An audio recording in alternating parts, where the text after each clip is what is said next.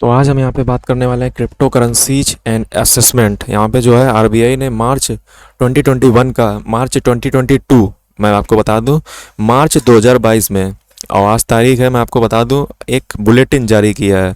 आज तारीख है 20 अप्रैल 2022। ठीक है, 20 मार्च को ये वीडियो शूट हो रहा है। 20 मार्च को ये वीडियो शूट हो रहा है और आज ही बुलेटिन ये जारी हुआ है।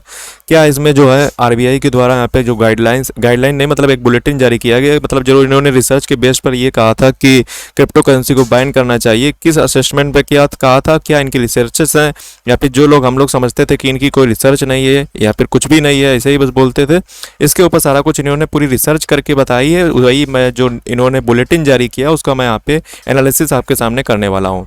तो crypto currencies as an assessment, तो ये है जो लिखा गया है, ये लिखा गया है टी रविशंकर के द्वारा। ठीक है, ये डिप्टी ये श्री, इन्होंने इसमें बताया भी गया है कि इनको जो अवार्ड भी मिला है आईबीए बैंकिंग टेक्नोलॉजी अवार्ड, ठीक है, और इनको मिला है किस, और ये क्यों मिला है, इन्होंने एक लिखा है how to deal with crypto currencies, crypto technology and web 3। इसके लिए इनको, मतलब किस तरह से डील किया जाए, इसके लिए इनको जो है अवार्ड दिया गया है विनर के तौर पर, आईबीए बैंकिंग टेक्नोलॉजी अवार्ड, जिन्होंने ये लिखा है। ये मैंने इसलिए आपको बताया ताकि आपको पता चले कि जिसने ये लिखा है आरबीआई की तरफ से, मतलब तो पता तो चले कि किसने लिखा है और क्या, किस लायक का, मतलब किस लेवल के आदमी है। तो इस तरह के लिए मैंने आपको बता दिया। अब यहाँ पे समझ लेते हैं कि इन्होंने क्या क्या, मतलब एनालिसिस या रिसर्च इन्होंने की थी, किसके तहत यहाँ पे कहा था कि क्रिप्टो करेंसी एक बकवास है, मतलब कोई वैल्यू नहीं, इसको बैन करना चाहिए। क्यों कहा, इसका मतलब ये पहली बार डेटा आरबीआई द्वारा आया है, इसीलिए मैं आपको बता रहा हूँ कि ये स्पेशल डाटा है। तो चलिए यहाँ पे समझ लेते हैं। तो इन्होंने सबसे पहले यहाँ पे बताया है कि इंट्रोडक्शन कराया कि क्रिप्टो करेंसी एंड एनएफटीज आज देखा जाए तो इनोवेशंस के जरिए यहाँ पे जो है डिसेंट्रलाइज फाइनेंस के जरिए ब्लॉकचेन के एप्लीकेशन या उपयोग के तौर पर इनको डेवलप किया जा रहा है, इनोवेशंस हो रही हैं। ठीक है, और इसीलिए ये है, मैं जानता हूँ आपको क्रिप्टो करेंसी क्या है, एनएफटी क्या है, आपको पता होगी। ठीक है, बेसिक मुझे बताने आपको जरूरत नहीं है। मैं यहाँ पे सिर्फ मेन जो इम्पोर्टेंट जो पॉइंट है उनको मैं सिर्फ कवर करूंगा। और इन्होंने यहाँ पे बताया है कि एक फाइनेंशियल टाइम्स के वीडियो के हिसाब से, फाइनेंशियल टाइम्स एक न्यूज़पेपर है, उसके हिसाब से, वीडियो के हिसाब से बताया गया कि क्रिप्टो करेंसी या बिटकॉइन ने ग्रोथ कितनी ज़्यादा दी है। इस तरह की आपको बताए जाते हैं कि इस तरह से मतलब ग्रोथ इसकी हुई है। इसके पीछे ये बता रहे हैं कि ये जो एक लालच के अलावा और इसमें कुछ भी नहीं है, ये सिर्फ लालच की एक अवधारणा यहाँ पे बताई गई है कि ये सिर्फ लालच है और इस तरह की ग्रोथ ये सब, मतलब आप जो भी देखते हो भी आगे ये एक्सप्लेन करेंगे कि ऐसा ये क्यों कह रहे हैं। The same empty video also says crypto embody a core tenet. अभी मैं आपको some enthusiasts even claims that crypto currencies can usher in separation of money stand. यहाँ पे ये बताया जा रहा है कि बहुत सारे आपको देखते होंगे यूट्यूबर्स या फिर कोई भी जो क्रिप्टो करेंसी को फेवर करता है, तो वो कहता है कि ये जो है स्टेट और मनी को दूर करने का यहाँ पे तरीका है। मतलब स्टेट और मनी के बीच में जो यहाँ पे अभी तक आपको सेंट्रलाइज्ड बैंक में जो आपको देखने को मिलता था, इसको यहाँ पे सिस्टम को ही हटा दिया जाएगा। जिस तरह से चर्च और स्टेट का यहाँ पे एग्जाम्पल लिया गया जो पुराने ज़माना में होता था। खैर, क्रिप्टो करेंसी की यहाँ पे बेसिक पहले बताई गई है कि क्रिप्टो करेंसी दरअसल क्या है, ये समझाने का प्रयास किया गया है। तो यहाँ पे ये बताया गया है कि जब आप रियल में ट्रांजैक्शन करते हो, तो कोई भी जैसे पेपर करेंसी आप ट्रांजैक्शन करते हो, तो आप करेंसी उधर से उधर लेते हो हाथों से, तो आप देखते हो कहीं नोट नकली तो नहीं है। लेकिन यहाँ पे कौन करता है, यहाँ पे जो है वैलिडेटर्स करते हैं।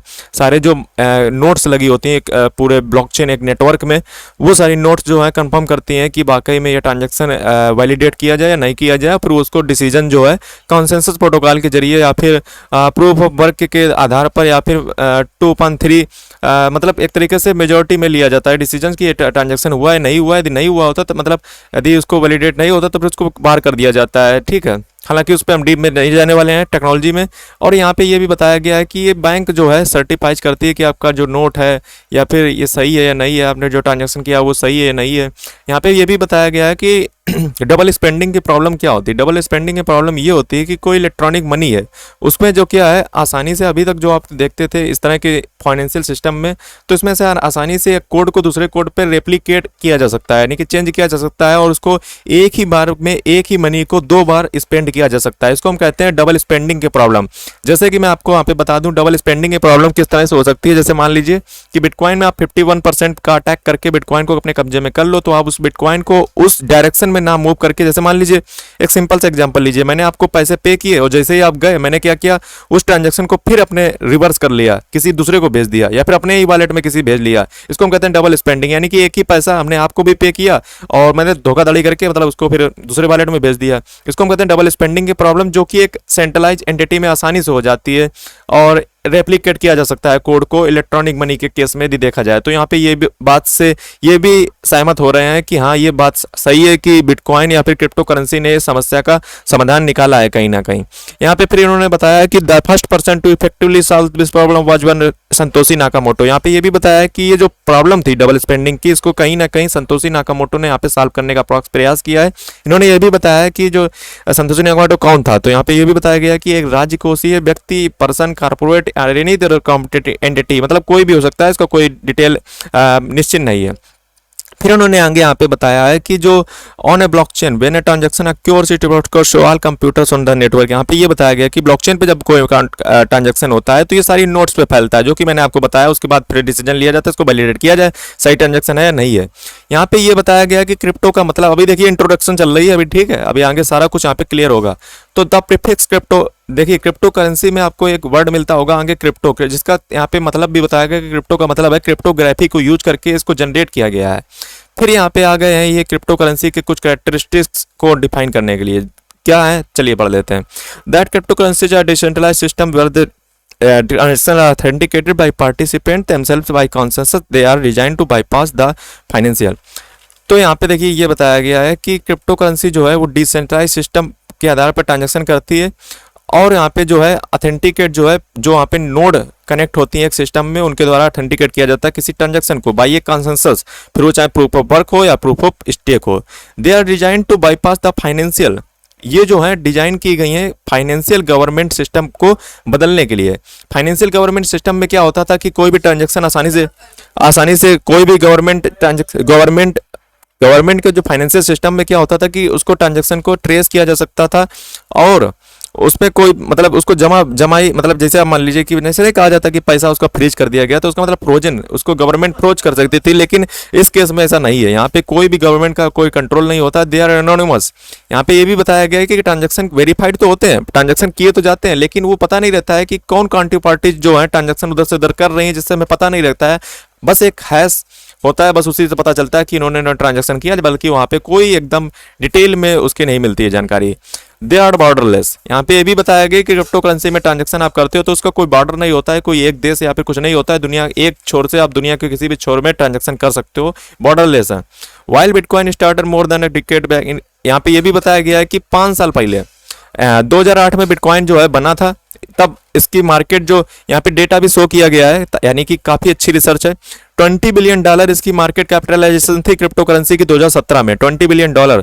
वहीं पे देखा जाए फरवरी 2020 में, यानी कि फरवरी 2020 में $20 बिलियन से $289 बिलियन इसकी मार्केट कैपिटलाइजेशन पहुंच गई, to reach a peak of $2.9 trillion in. यहाँ पे ये भी बताया गया कि नवंबर 2021 में ये जो है अपने पीक पर पहुंची, जिसका हाथ था पैसा $2.9 ट्रिलियन करेंटली। यहाँ पे ये भी बताया गया, यानी कि ये जो बन रहा है बुलेटिन, तब यहाँ पे 9 फरवरी तारीख थी, इससे ये पता चलता है यहाँ पे ये बताया जा रहा है कि करेंटली यानी कि 9 फरवरी 2022 में इट स्टैंड्स एट $1.98 ट्रिलियन। 9 फरवरी को ये जो है $1.98 ट्रिलियन पहुंचती है। हालांकि यदि हाई की बात की जाए तो नवंबर 2021 में इसने अपना ऑल टाइम हाई दर्ज किया था। क्रिप्टो करेंसी के ऑल ओवर मार्केट का कैपिटलाइजेशन यहाँ पे बताया जा रहा है $2.9 trillion in November 2021। Bitcoin accounts for 42% of this market capitalisation. यहाँ पे ये बताया गया कि बिटकॉइन जो है वो उत्तरदायी है 42% ऑल क्रिप्टो करेंसी के मार्केट कैपिटलाइजेशन को सर्ज करने में। The top 2 crypto currency account for 61%, while यहाँ पे ये बताया गया कि जो टॉप की 2 क्रिप्टो करेंसी हैं, यानी कि बिटकॉइन एंड इथेरियम, ये 61% ऑफ मार्केट कैपिटलाइजेशन जो है कब्जा कर बैठे हैं। वहीं पे बात की जाए 5 क्रिप्टो करेंसी की, तो वहाँ पे 71% जो है मार्केट कैपिटलाइजेशन पूरा कब्जा की है 5 क्रिप्टो करेंसी जो टॉप में आती है। वहीं पे यहाँ पे आंकड़ा ये भी बताया गया कि क्रिप्टो करेंसी की बात की जाए तो करीब 17,436 and total number of crypto exchange is 458, यानी कि क्रिप्टो एक्सचेंज जो वर्ल्ड में पूरी एक्सचेंज करती हैं वो 458 हैं। A critical assessment for crypto currencies, यहाँ पे ये बताया गया कि क्रिप्टो करेंसी का यहाँ पे आकलन किया जाएगा। What precisely a crypto is a crypto currency, यहाँ पे बताने की कोशिश किया कि क्रिप्टो करेंसी है क्या। तो यहाँ पे ये बताया गया है कि क्रिप्टो करेंसी, जैसे मान लीजिए आप गोल्ड का, कुछ लोग कहते हैं कि गोल्ड है, बिटकॉइन ये है वो है, तो गोल्ड के केस में क्या होता है, ये मतलब एक तरीके से सोवरेन होता है। सोवरेन का मतलब संप्रभु, मतलब जब तक एक स्टेट जारी नहीं करेगा, जब तक अपना ठप्पा नहीं लगाएगा, तब तक उसको वैलिडिटी नहीं मिलेगी। Had to be issued by issues a sovereign currency, एक सोवरेन एंटिटी जो है वो गोल्ड को इशू करती है, मतलब उसको जारी करती है, उसको मतलब वैलिडेट करती है, मतलब वेरीफाइड करती है। Historically a currency has always been either a commodity और इंटरेस्टिक वैल्यू और डेब्ट इंस्ट्रूमेंट। यहाँ पे ये बताया गया है कि यदि करेंसी हम क्रिप्टो करेंसी को कहते हैं तो इसको क्यों कहते हैं और अदर करेंसी में क्या फर्क है। हिस्टोरिकली यानी कि इतिहास के रूप में देखा जाए तो करेंसी की एक वैल्यू रही है, जबकि बिटकॉइन के केस में ऐसा नहीं है। 2008 में आई और तब से तो हालांकि इसकी वैल्यू है, एक इंटरेस्टिंग वैल्यू है, एक निश्चित वैल्यू नहीं है, अनिश्चित वैल्यू है, कभी बढ़ती है कभी बढ़ती है। आइदर कमोडिटी विद और कमोडिटी भी ये नहीं है, क्योंकि यहाँ पे इसको भी देखिए नकारा गया है कि ना तो करेंसी की एक वैल्यू रहती है ऑल ओवर हिस्ट्री में देखा जाए। हालांकि मुझे नहीं पता कि किस बेसिस पर कह रहे हैं, क्योंकि 2008 से तो बिटकॉइन की भी वैल्यू एक अपने आप पर रही है।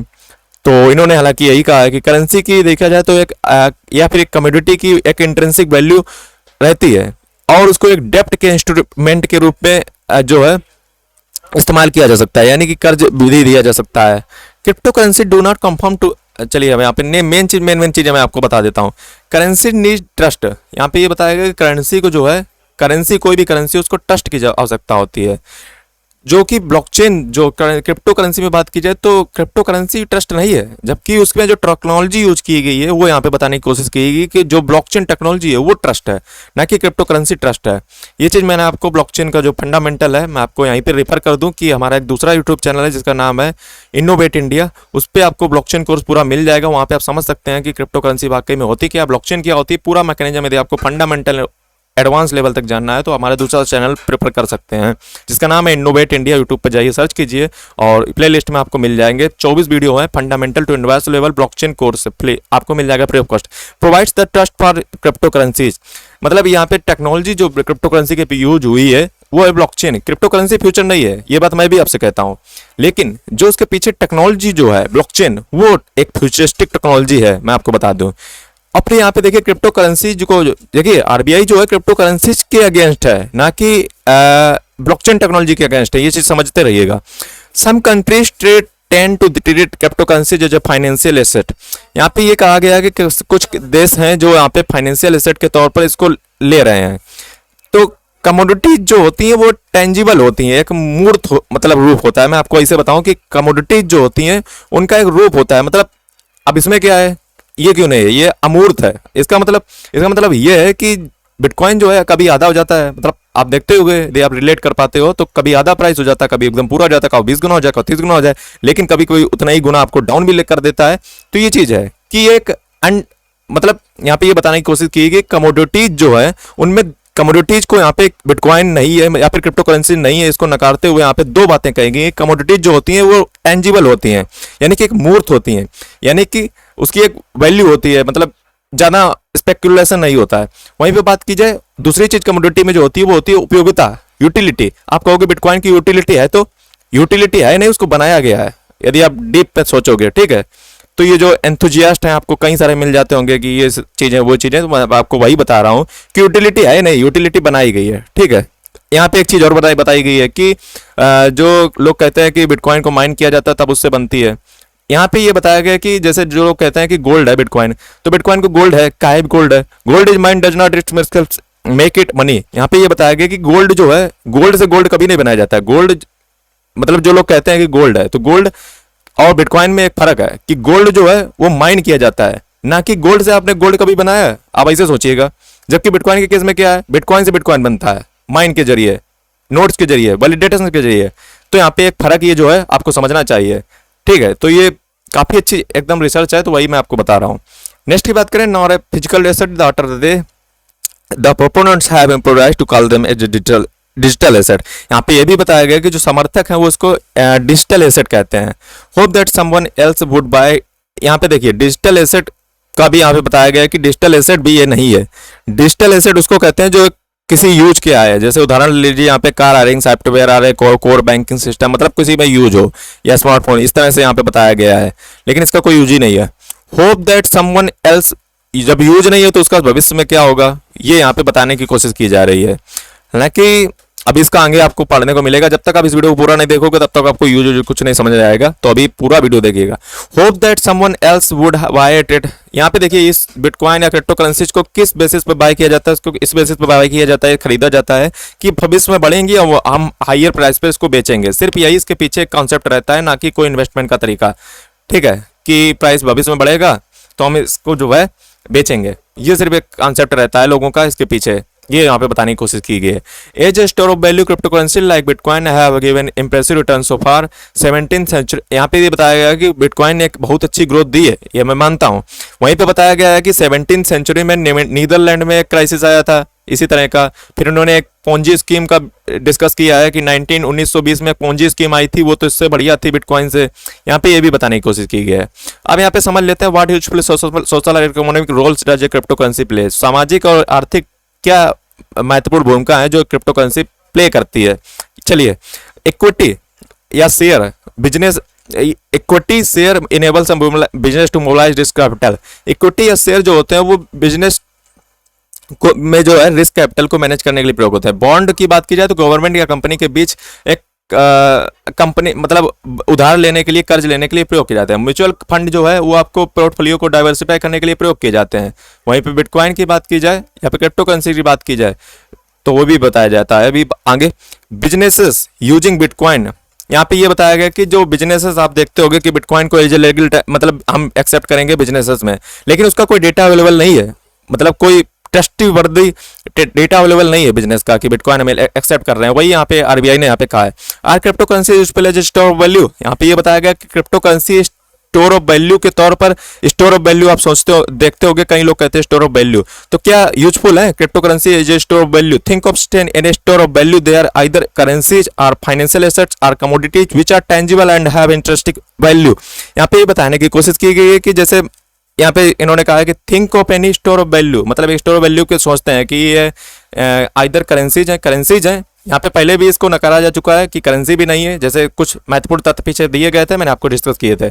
Either currencies are financial asset या फिर कमोडिटीज हैं, क्या हैं तो which are tangible and have interesting value. यहाँ पे दो शब्द प्रयोग किए गए हैं, विच आर टेंजिबल यानी कि जो मूर्त हैं जिनकी और जिनकी इंटरेंसिक वैल्यू है, ठीक है, वो होते हैं ये करेंसी और फाइनेंशियल एसेट और कमोडिटी, और कई सारी चीजें आपको पिछले भी बताई गई थी। जो दो शब्द यहाँ पे प्रयोग हो रहे हैं, टेंजिबल एंड इंटरेस्टिंग वैल्यू, ठीक है। तो works of art like painting also have historical aesthetics and statistic value. यहाँ पे ये बताने की कोशिश की गई कि पेंटिंग जो होती है उनकी भी एक हिस्टोरिकल डाटा होता है, स्टैटिस्टिक वैल्यू होती है जो एक समय के अनुसार खरीदी बेची फिर उसकी वैल्यू बढ़ती जाती है। लेकिन इसके पास क्या है, इसके पास मतलब क्या है, किस आधार पर बढ़ रही है, इसका कोई यहाँ पे डेटा अवेलेबल नहीं है। We have seen that crypto currency are none of these, यहाँ पे ये बताया गया कि क्रिप्टो करेंसी इनमें से कुछ भी नहीं है। यहाँ पे ये भी बताया गया है threshold person of people decide to opt out, यहाँ पे ये भी बताया गया है कि जब एक लेवल के पर्सन जो है क्रिप्टो करेंसी से आउट ऑफ होने का डिसाइड करते हैं तो इसकी वैल्यू कुछ भी नहीं रहती है। यानी कि जैसे आप देखते होंगे कि वेल्स जब अपना रोल प्ले करते हैं तो यहाँ पे जब भी मतलब बड़ा बड़ा सेलिंग बाय जब पाए तो मार्केट डंप और पंप। अब इसका भी जिक्र जैसा कि पिछले किया गया था कि इसकी जो सप्लाई है अभी आगे किया जाएगा। डिस्ट्रीब्यूटेड लेजर टेक्नोलॉजी का जो है इसके पीछे यूज हुआ है क्रिप्टो करेंसी में, ना कि क्रिप्टो करेंसी एक बहुत बड़ा बहुकाल है, जबकि बहुकाल है कि ब्लॉकचेन टेक्नोलॉजी जो डिस्ट्रीब्यूटेड लेजर टेक्नोलॉजी के आधार पर काम करती है। What if any are the risk pose to a society और एन इकोनॉमी, यहाँ पर रिस्क बताए गए हैं। तो प्राइवेट करेंसी जो है यहाँ पे रिस्क बताया गया कि प्राइवेट करेंसी के तौर पर भी ये जो प्राइवेट करेंसी को तौर पर गवर्नमेंट मतलब इसको देख रही है। तो इवेट गवर्नमेंट कंट्रोल विद, यहाँ पे ये बताया गया कि ये प्राइवेट करेंसी के तौर पर आए और इसमें कोई भी केवाईसी वाईसी नहीं होती, मतलब सब ऐसे ही चल रहा है, ठीक है। और यहाँ पे ये बताया गया है कि every private currency will eventually replace the rupee. और यहाँ पे ये बताया गया कि क्रिप्टो करेंसीज में जो होता है डॉलराइजेशन बहुत ज़्यादा हो रहा है कि क्रिप्टो करेंसी की वैल्यू जब आपसे कोई पूछता है तो आपसे में से बहुत से लोग डॉलर के तौर पर बताते होंगे। जो एक डॉलराइजेशन का ग्लोबलाइजेशन में प्रयोग, इससे डॉलर को फायदा होगा, यानी कि जो यूएस है उसको फायदा होगा, ना कि हम लोगों को फायदा होगा। और अपनी जो आईएनआर, वहाँ पे ये बताने की जो संक्षिप्त में कोशिश की जा रही है वो ये की जा रही है कि अपना जो आईएनआर है यानी कि रुपी है वो डाउन जाएगा, जबकि यहाँ पे डॉलराइजेशन की ऑल ओवर ग्लोबलाइजेशन में देखा जाए तो ऑल ओवर डॉलराइजेशन यानी कि डॉलर के जो है वो फैलाव हो रहा है, ना कि मतलब अपना रुपी तो गिरेगा ना।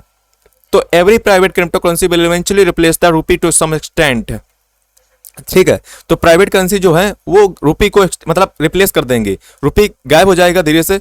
और प्राइवेट करेंसी के आधार पर प्राइवेट करेंसी के जब आएंगी तो प्राइवेट करेंसी से डॉलर भी आएगा, डॉलराइजेशन भी बढ़ेगा ऑल ओवर वर्ल्ड वाइड। चलिए नेक्स्ट चीज देखते हैं, dollarisation of over economy. Dollarisation चलिए अब यहाँ पे ये भी बताया गया है कि जब ये चीजें सब बढ़ेंगी तो इसमें बहुत ज़्यादा मतलब होगा। जैसे देखिए मौद्रिक प्रणाली जो यहाँ पे मॉनेटरी पॉलिसी जो है इंटरेस्ट रेट के जरिए जो कंट्रोल की जाती है एक देश में, आपको कैसे कंट्रोल किया जाता है इन्फ्लेशन को इंटरेस्ट रेट के जरिए कंट्रोल किया जाता है। जैसे करंट का एग्जाम्पल लेने के यूएसए का, तो उसे इंटरेस्ट रेट यानी कि ब्याज बढ़ा दो, महंगाई कम हो जाएगी, ब्याज घटा दो, महंगाई बढ़ जाएगी। ये सारी चीजें जो होती है मॉनेटरी पॉलिसी के अंतर्गत आरबीआई अपने आप जो है सेटल करने का मतलब एक बैलेंस करने का काम आरबीआई का होता है, जबकि क्रिप्टो करेंसी में ऐसा पॉसिबल नहीं है। नेक्स्ट की बात करते हैं विद लॉस ऑफ ट्रैक्शन। यहाँ पे बताया गया है कि यदि किसी पर्सन का लॉस हो जाता है, कोई फ्रॉड हो जाता है, कुछ भी हो जाता है, तो उसका जिम्मेदार कौन होगा? कोई मतलब इसमें कोई कंट्रोल है ही नहीं। इन्फ्लेशन का जिम्मेदार कौन होगा यदि कि इन्फ्लेशन बढ़ा? और यहाँ पे यूएस डॉलर और यूरो जो इंग्लैंड की करेंसी है वो यहाँ पे बढ़ेगी, जबकि अपना जो है घाटा ही होगा। नेक्स्ट की बात की जाए द बैंकिंग सिस्टम, यहाँ पे ये बताया गया the banking system is ability to mobilise deposits in rupee and consequently the ability to create credit. यहाँ पे ये भी बताया गया है कि जैसे मान लीजिए जो बैंकिंग सिस्टम है वो तो कमजोर होगा ही, और साथ ही साथ जो क्रेडिट यानी कि जो कर्ज दिया जाता है वो भी धीरे धीरे खत्म होगा। और बैंकिंग सिस्टम इससे जो है मतलब जब पैसा जो है रुपए का जब डॉलर कंपेरिजन में नीचे जाएगा प्राइस, तो फिर लोगों का ट्रस्ट ही चला जाएगा अपने रुपए से देखा जाए तो। और यहाँ पे जो है stable coins peg to official currencies would increase rather than depression risk if assets and liability were mismatched. यहाँ पे ये बताया गया कि जो स्टेबल कॉइन है वो बहुत कम बढ़ती हैं, बहुत कम मतलब बढ़ती ही नहीं, मतलब वो एक तरीके से देखा जाए तो यूएस डॉलर से पेग होती हैं, ठीक है। यूएस डॉलर की जो वैल्यू होगी उतनी स्टेबल कॉइन की भी होगी, जो कि ग्लोबल फाइनेंशियल इंटीग्रिटी स्टैंडर्ड को बना देंगी, मतलब हर जगह डॉलर ही चलेगा। और फिर वहीं पे वही चीज़ डिस्कस की गई है कि ना तो हमारे पास कस्टमर की डिटेल है, ठीक है। और यहाँ पे ये भी बताया गया है कि क्रिप्टो करेंसी इलीगल एक्टिविटीज़ को बढ़ावा देती हैं। अब यहाँ पे बात एक डेटा की भी की गई है जो यहाँ पे हमेशा से आरबीआई के द्वारा यूज किया जाता है। टोटल क्राइम रेट का यदि देखा जाए तो क्रिप्टो करेंसीज में जो है 2021 में was estimated to 14 billion dollar. यहाँ पे ये बताया गया है कि वॉल स्ट्रीट जर्नल एक पत्रिका है जिसके हिसाब से यदि देखा जाए तो 14 बिलियन डॉलर का फ्रॉड 6 जनवरी 2022 के तक हो चुका है, 14 billion dollar. The socially wasteful energy use of crypto infrastructure has been subject of widespread discussion. यहाँ पे ये बताया गया है कि जो एनर्जी है मतलब जो वेस्ट होती है क्रिप्टो करेंसी को माइनिंग में, जैसे कि यहाँ पे एक डेटा बताया गया है कि 900 न्यू बिटकॉइन अ डे। यहाँ पे ये बताया गया कि 900 बिटकॉइन यदि एक दिन में मतलब रिक्वायर होती है इलेक्ट्रिसिटी कितनी, 900 न्यू बिटकॉइन को जनरेट करने में इलेक्ट्रिसिटी जो रिक्वायर होती है उसकी जो यदि रुपए में हिसाब लगाया जाए तो रुपए नहीं डॉलर में यदि हिसाब लगाया जाए तो 45 मिलियन डॉलर अ डे खर्च होता है एक बिटकॉइन 900 बिटकॉइन को माइन करने में या फिर बनाने में, आप जो भी मान लीजिए। तो 45 मिलियन डॉलर जो कि एक देखा जाए तो ये जो इक्वल होगा स्विट्जरलैंड की पूरी मतलब कंट्री की इकोनॉमी के इक्वल होगा, ये यहाँ पे बताने की कोशिश की जा रही है 2019 में स्विट्जरलैंड। फ्रॉम व्हाट वी हटाओ। नेक्स्ट यहाँ पे देख लेते हैं should crypto currencies be permitted and regulated in India. यहाँ पे बताया जा रहा है कि अब यहाँ पे मेन बात होगी कि क्रिप्टो करेंसी को परमिटेड रेगुलेट और ये बैन करना चाहिए, ये चीजें यहाँ पे डिस्कस की जाएंगी इंडिया में। आरबीआई के द्वारा जो अब यहाँ पे समझ लेते हैं। Blockchain and distributed ledger technology is a promising technology where Indians might have at globe edge banning cryptocurrency would affect the adoption of DLT technology in India. यहाँ पे बताया जा रहा है कि ब्लॉकचेन और डिस्ट्रीब्यूटेड लेजर टेक्नोलॉजी एक भविष्य की टेक्नोलॉजी और इसको बैन करने से जो है क्रिप्टो करेंसी जो है अफेक्ट होंगी कहीं ना, मतलब जिससे जो डीएलटी टेक्नोलॉजी में जो इंडिया का इंटरेस्ट है, यानी कि लोगों का इंटरेस्ट है, वो कम होगा। और इससे जो डिस्ट्रीब्यूटेड लेजर टेक्नोलॉजी का कैसे यूज किया जाता है, इससे क्रिप्टो करेंसी के जरिए लोग समझ रहे हैं और लोग भविष्यवादी तकनीक को अपना रहे हैं। इससे ये मतलब लॉस होगा, इसलिए यहाँ पे बता रहे हैं कि इसको बैन करना ठीक नहीं है। मतलब बैन करना ठीक नहीं है, वो नहीं बता रहे हैं कि मतलब इससे लोग मतलब कर रहे हैं ट्रांजैक्शन। तो ये डिस्ट्रीब्यूटेड लेजर टेक्नोलॉजी है। Most major countries are not banning crypto currency but are considering some kind of regulation. यहाँ पे ये बताया गया कि बहुत सारी कंट्री जो है वो रेगुलेशन कर रही है, ना कि बैन कर रही है। Many Indians have already invested in crypto currency banning. यहाँ पे बताया गया कि बहुत सारे इंडियंस ने अपना पैसा इसमें लगा रखा है, यदि उसको बैन कर दिया जाता है तो उनका वेल्थ लॉस हो जाएगा फॉर देम।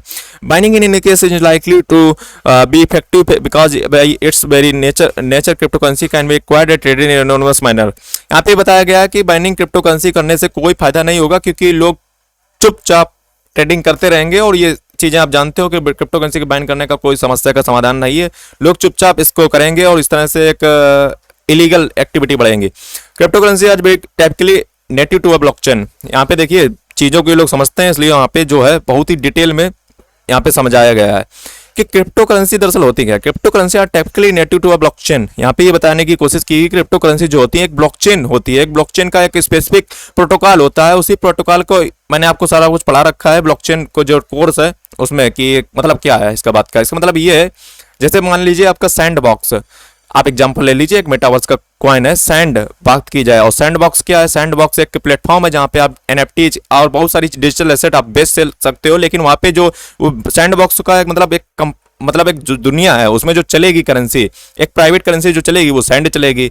तो ब्लॉकचेन यदि बढ़ेगी, ब्लॉकचेन का यदि एवोल्यूशन होगा तो क्रिप्टो करेंसी तो जरूर उसमें आएंगे। ये चीज यहाँ पे बताने की कोशिश की गई है। It should be possible to maintain a blockchain without any, यहाँ पे ये भी देखिए बताया गया कि एक ब्लॉकचेन जो है विदाउट क्रिप्टो करेंसी के भी मेंटेन की जा सकती है सेंट्रलाइज ऑथेंटिकेट के द्वारा। हालांकि कैसे की जा सकती है वो आरबीआई ये जानता होगा। हाँ, प्राइवेट ब्लॉकचेन के जरिए हो सकता है। Even in case of private authentication through concession mechanism can be kept and reward can be given in legal tender currency. यहाँ पे यही बताया गया है कि जो है इसको जो है विदाउट क्रिप्टो करेंसी के भी ब्लॉकचेन को उपयोग में लाया जा सकता है और उसको एक लीगल तरीके से उसको रिवार्ड के तौर पर भी दिया जा सकता है। यहाँ पे बताने की कोशिश की ब्लॉकचेन टेक्नोलॉजी देयरफॉर, यहाँ पे देखिए ये बताया गया है कि ब्लॉकचेन टेक्नोलॉजी को बैन करना ठीक वैसा ही है जैसा कि बैन करना न्यूक्लियर वेपन्स को बिना न्यूक्लियर फिजिक्स के। मतलब समझे, मतलब ये है कि न्यूक्लियर वेपन्स को बैन कर दो और न्यूक्लियर फिजिक्स को बैन ही ना करो, जैसे क्रिप्टो करेंसीज को बैन कर दो और ब्लॉकचेन को बैन ही ना करो। यही चीज यहाँ पे बताई गई है, सिंपल शब्दों में ऐसे समझ लो। यूज्ड फॉर ग्लोबल स्ट्रेटजी, यहाँ पे देखिए इस बात पे कोशिश की गई है, यहाँ पे फोकस दिया गया है कि इसका जो है स्ट्रेटेजिक कंट्रोल जो है डॉलर का वर्ल्ड वाइड होगा और ये कारपोरेट द्वारा किसी बनाई गई है crypto currencies practically control India's economist policy. यहाँ पे ये बताया गया है कि ये जो प्राइवेट कारपोरेट द्वारा यहाँ पे क्रिप्टो करेंसी को बनाया गया है, इसको फेवर किया गया है, ये जो है भविष्य में जो है इकोनॉमिक्स जो है कंट्री अपनी इंडिया की उसको जो है कंट्रोल कर लेंगे practically. Almost all crypto currencies are priced in terms of dollars. यहाँ पे बताया गया है कि ऑलमोस्ट हर कोई क्रिप्टो करेंसी डॉलर के प्राइस में दी जाती है, जिसके कारण रुपये का जो है प्रभुत्व घटेगा वर्ल्ड वाइड देखा जाए। और यहाँ पे डॉलर जो है which is not an, dollar जो है वो वर्ल्ड वाइड फैलता जाएगा और रुपये जो है अपनी जो है इंटरनेशनल करेंसी नहीं है, ये भी बताया गया है। नेक्स्ट की बात की, जबकि डॉलर तो 185 देशों में लगभग चलता ही है। Most crypto currencies are owned by business, क्योंकि लोगों को भरोसा है कि अमेरिका के पास गोल्ड होगा, ऐसा भरोसा है। Most crypto currencies are owned by business of यहाँ पे देखिए एक वर्ड यूज हो रहा है बार बार, ए का यहाँ पे मतलब है एडवांस इकोनॉमीज। जैसे एडवांस इकोनॉमीज के अंतर्गत देखा जाए तो यूएसए, कनाडा, इंग्लैंड आदि इत्यादि। Most crypto currencies are round by business of advance AE, जहाँ पे लिखा है उसका मतलब सीधा समझ लीजिए advance economies of any countries. Most crypto currencies are round by business of AEs, यानी कि एडवांस इकोनॉमीज। मतलब यहाँ पे ये बताया गया कि बहुत सारी जो क्रिप्टो करेंसी है वो एडवांस इकोनॉमी के द्वारा होल्ड की जाती है। Better adoption of crypto currency would aid to their growth and deployment. यहाँ पे बताया गया कि क्रिप्टो करेंसी का जितना ज्यादा यहाँ पे एडॉप्शन होगा वर्ल्ड वाइड, उतनी ज्यादा ये जो अमीर देश हैं उनका जो है पैसा बढ़ेगा, उनके यहाँ एम्प्लॉयमेंट बढ़ेंगे, उनकी ग्रोथ बढ़ेगी, हम लोगों को मिलेगा, ये बताने की कोशिश की गई है। सिग्निफिकेंट यहाँ पे ये भी बताया गया है कि जो advance economies have more market matures, यहाँ पे बताया गया है कि जो एडवांस इकोनॉमी है उनके पास बहुत ज़्यादा मतलब पावर है और वो मैच्योर है अपनी इकोनॉमी को मेंटेन करने में। Advance economies have quicker legal system, और इनके पास बहुत ज़्यादा ताकत भी है। जैसे अमेरिका की बात ले लो, ये हर जगह से डाटा खोल खाल के निकाल लेंगे, है ना। हम लोगों के पास क्या है, और ये इनके पास मैच्योरिटी है। All advance economies have the political power to control the crypto companies, यहाँ पे ये भी बताया गया कि एडवांस जो इकोनॉमी है उनके पास पॉलिटिकल पावर है, राजनीतिक ताकत है कंट्रोल करने के लिए क्रिप्टो कंपनीज को। वहीं पे बात की जाए, यूएस ने जो है रिकवर्ड किए थे bitcoins from the hacker of the oil pipelines in US. तो यहाँ पे ये बताया गया जब ऑयल पाइपलाइन एक यूएस में थी, उस पर जब रैंसम वायर अटैक हुआ था तो उसमें बिटकॉइन मांगी गई थी, वो भी रिकवर किए थे यूएस ने विद डेटा। ये डेटा कहाँ से गवर्नमेंट लाई, तो गवर्नमेंट, ये मतलब इनके पास पॉलिटिकल पावर ज्यादा है तो इनके पास डेटा मिल जाएगा, जबकि अपने केस में ऐसा नहीं होगा, तो इनके पास ताकत है। All advance government advance economic government wield enough power to access the record, वही चीज यहाँ पे बताई गई। छोड़ो, one binding in India does not mean investor would lose money, यहाँ पे देखिए ये बताया गया है कि इंडिया में क्रिप्टो करेंसी को बैन करना जो है इन्वेस्टर का लॉस नहीं होगा मनी का, क्योंकि वो मतलब उनकी मनी लॉस नहीं होगी, ये बताया गया है, क्योंकि गवर्नमेंट इसको बैन ही नहीं कर सकती है। अभी यहाँ पे ये लोग जानते हैं बहुत अच्छे से। यहाँ पे ये भी बताया गया, reserve bank have been warning investors, यहाँ पे ये बताया गया है कि क्रिप्टो करेंसी के जरिए जो है क्रिप्टो करेंसी में डील ना करें। ऐसा क्रिप्टो करेंसी बार बार आरबीआई वार्न करती है लोगों को, ये हमसे कर सकते हैं जबकि इसको बैन नहीं कर सकते हैं। इसमें रिस्क जो इन्वॉल्व है उसको हम प्रति लोगों को जागरूक कर सकते हैं, ऐसा आरबीआई कहता है। नेक्स्ट बात करें, रिकमेंडेड आरबीआई बाइनिंग, आरबीआई ने यहाँ पे बाइनिंग को जो है रिकमेंड किया था। 4 आउट ऑफ, यहाँ पे ये भी देखिए एक डाटा बताया गया कि 5 में से 4 इन्वेस्टर जो हैं वो क्रिप्टो करेंसी में 10,000 रुपए से ज़्यादा इन्वेस्ट किए हैं और लगभग 1566 रुपए होल्ड करते हैं साइज में देखा जाए तो। As a January 2020 first report published in the Telegraph, यहाँ पे देखिए आरबीआई जो है टेलीग्राफ एक न्यूज पोर्टल है उस पर भी नजर रखता है। जनवरी 2021 report published in the coin telegraph points out according to the industry data around 30% of all bitcoin sits in the hand of just over 100 individual accounts। यहाँ पे ये देखिए डेटा बताया गया जिसके अंतर्गत कि 13% बिटकॉइन जो है 100 इंडिविजुअल अकाउंट्स में ही होल्ड किया जाता है। ठीक है, जिसका मतलब क्या हुआ कि आसानी से किसी भी मार्केट को, और इन्हीं को हम कहते हैं क्रिप्टो वेल्स, जिनके पास बड़ा बड़ा अमाउंट होता है और ये मार्केट को मैनिपुलेट करते हैं, अपने हिसाब से प्रॉफिट को एडजस्टमेंट करते हैं और रिटेल इन्वेस्टर्स को खा जाते हैं। सिंपल शब्दों में ऐसा कहा जाए, जिनको पास इतना नॉलेज नहीं होता है। एक क्रिप्टो करेंसीज आर बैंड, यहाँ पे देखिए एक चीज बताई गई कि यदि क्रिप्टो करेंसी को बैन किया जाता है तो vast majority of investor who are law mending would desist from investing. यहाँ पे ये बताया गया कि क्रिप्टो करेंसी को बैन किया जाता है तो बहुत सारे जो लोग हैं वो इलीगल एक्टिविटी स्टार्ट कर देंगे। ठीक है, तो ये बताया गया है और सही बात भी है। Store of value demand is more sustainable source of demand for a crypto currency than control transaction demand. तो वहां पे वही चीज बताएगी कि वैल्यू जो है रुपीस की वो घटेगी। Crypto currency are not currencies are financial asset are real estate are even digital asset. यहाँ पे यही बताया गया कि ये कुछ भी नहीं है। It is not possible to regulate something that one can not define. तो यहाँ पे ये बताया गया है कि क्रिप्टो करेंसी को डिफाइन नहीं किया जा सकता तो फिर इसको बैन भी नहीं किया जा सकता है। मतलब it is not possible to regulate something that one can not be define. किसी चीज को तब तक डिफाइन नहीं, जब तक वो डिफाइन नहीं है तब तक उसको रेगुलेट कैसे किया जा सकता है। Outside official control and they can not be regulated by country specific regulators.